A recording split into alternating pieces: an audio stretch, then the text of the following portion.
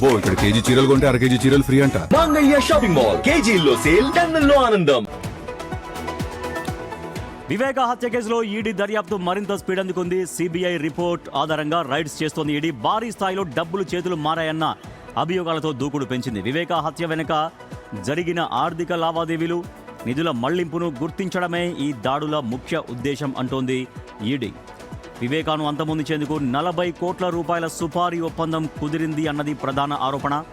దీంతో హత్యకు ముందు నిందితులకు చేరిన నగదు ఎక్కడి నుంచి వచ్చింది, ఎలా రూట్ అయ్యింది అనే కోణాల్లో ఆధారాలు సేకరిస్తోంది ఈడీ. కడప ఎంపీ అవినాష్ రెడ్డి ఇంట్లో లెక్కల్లో లేని 24 లక్షల రూపాయల నగదును స్వాధీనం చేసుకున్నారు. అలాగే 2 బ్యాంకు లాకర్ తాళాలు, కీలక డిజిటల్ పరికరాలు, డాక్యుమెంట్స్ను స్వాధీనం చేసుకున్నారు. హవాలా లావాదేవీలపై వచ్చిన సమాచారం మేరకై ఈ దాడులు చేసినట్లు ఈడీ చెబుతోంది. అప్రూవర్గా మారిన దస్తగిరి తన ₹1 కోటి వాటా గురించి ఇచ్చిన స్టేట్మెంట్ ఆధారంగా దర్యాప్తు చేస్తున్నారు అధికారులు. ఈ దాడుల్లో సేకరించిన డాక్యుమెంట్స్, డిజిటల్ డివైజ్ విశ్లేషణ పూర్తయితేనే హవాలా నెట్వర్క్ గురించిన పూర్తి వివరాలు తెలుస్తాయి అంటున్నారు.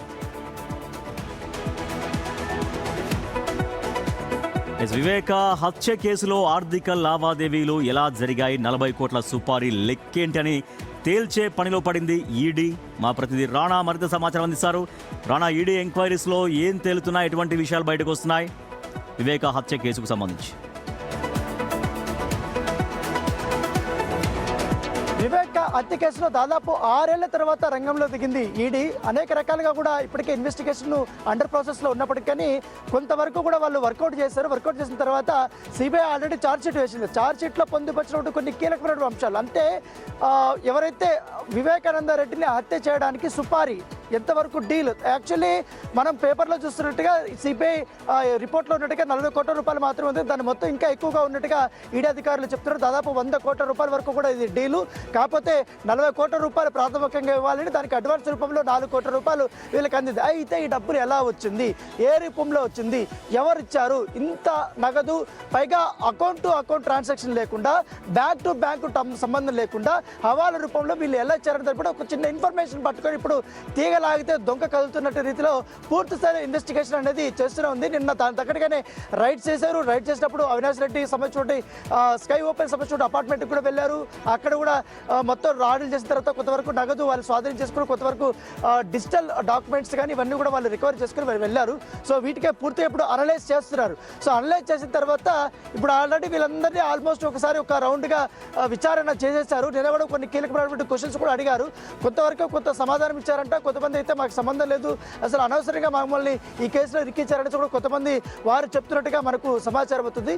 సో ఏదైనా బట్టి సిబిఐ వాళ్ళు ఇచ్చినటువంటి రిపోర్టు ఇప్పుడు ప్రాథమికంగా ఈడీ సేకరించినటువంటి ఆధారాలు బేస్ చేసుకుని నెక్స్ట్ వీక్ కానీ నెక్స్ట్ మంత్ లోపల కానీ ఖచ్చితంగా కొంతమంది కీలకంగా ఉన్నటువంటి వ్యక్తులకి నోటీసులు ఇచ్చి విచారణకి అఫీషియల్గా పిలిపించే అవకాశం ఉన్నట్టుగా మనకి సమాచారం అవుతుంది.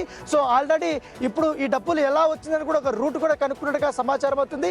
ఆ రూట్ ప్రకారం మరొకసారి వీళ్ళందరినీ కూడా ఎంక్వైరీ చేస్తే అప్పుడు ఆ ఎంక్వైరీలో వీడియో రికార్డ్ చేసి దాన్ని ఎవిడెన్స్గా పెట్టుకోవాలని చూస్తున్నట్టుగా మనకు సమాచారం అవుతుంది. ఈ కేసులో చాలా ఇప్పుడు గతంలో సిబిఐ అవినాష్ రెడ్డిని అరెస్ట్ చేసే ప్రయత్నాలు చేసింది, బట్ జరగలేదు. ఇప్పుడు ఈడీకి కనుక పూర్తి ఆధారాలు లభ్యమైతే అవినాష్ రెడ్డి పాత్ర ఉందని తేలితే ఈడీ నేరుగా అవినాష్ రెడ్డిని అరెస్ట్ చేసే అవకాశాలు ఉంటాయా దీంట్లో?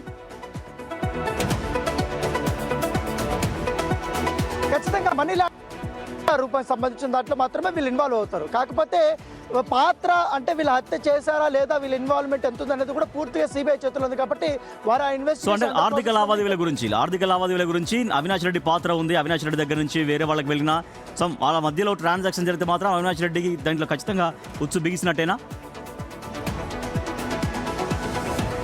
ఎగ్జాక్ట్లీ. ఎందుకంటే అవినాష్ రెడ్డికి సంబంధించిన శివశంకర్ రెడ్డి నుంచి గంగారెడ్డి నుంచి దస్తగిరి నుంచి సునీల్ యాదవ్, ఇట్లా మొత్తం అందరికీ డబ్బులు వెళ్ళాయనేది కూడా ప్రధానమైనటువంటి ఆరోపణ. కాబట్టి ఆల్రెడీ దస్తగిరి అప్రూవర్గా మారిపోయాడు. ఆయన ఒప్పుకున్నాడు, నాకు ₹1 కోటి ఇచ్చారు పలానా వ్యక్తి ఒప్పుకున్నాడు. దాంతోపాటు ఆ ₹1 కోటి ఏం చేస్తారో కూడా చెప్పారు. మరొక వ్యక్తి ఒక విల్లా కూడా కొనుక్కున్నాడు, కొంత పొలం కూడా కొనుక్కున్నాడు. వాళ్ళకి ఒక్కొక్కరికి 70 లక్షలు 40 లక్షలు కొంతమందికి 50 లక్షలు కూడా డబ్బులు ముట్టాయని కూడా అతను ఓపెన్గా ఒప్పుకున్నటువంటి నేపథ్యంలో దాని మీద ఇంత పెద్ద మొత్తము డబ్బులు ఎక్కడి నుంచి వచ్చాయి? ఎందుకంటే బ్యాంకు టు బ్యాంకు ట్రాన్సాక్షన్ లేదు, అది మెయిన్ ప్రధానంగా. మరి ఎక్కడి నుంచి వచ్చింది అనేది కూడా మీరు బ్లాక్ మనీ కిందకే వస్తుంది కాబట్టి దాని మీద ఎక్కువగా ఫోకస్ పెట్టారు వీళ్ళు. Right, thank you Rana. YS Vivekananda Reddy హత్య కేసుకు సంబంధించి విచారణలో భాగంగా మనీ లాండరింగ్ జరిగిందనే దానిపైన భారీగా ఆర్థిక లావాదేవీలు జరిగాయా, సుపారీకి సంబంధించినటువంటి ఆరోపణలు వస్తున్న నేపథ్యంలో ఈడీ ఎంటర్ అయింది. ఈడీ అనేక ఆధారాలు సేకరిస్తుంది. సిబిఐ రిపోర్ట్స్ ఆధారంగా ఈడీ తన విచారణ కొనసాగిస్తుంది. చూడాలి దీంట్లో ఎటువంటి అవుట్కమ్స్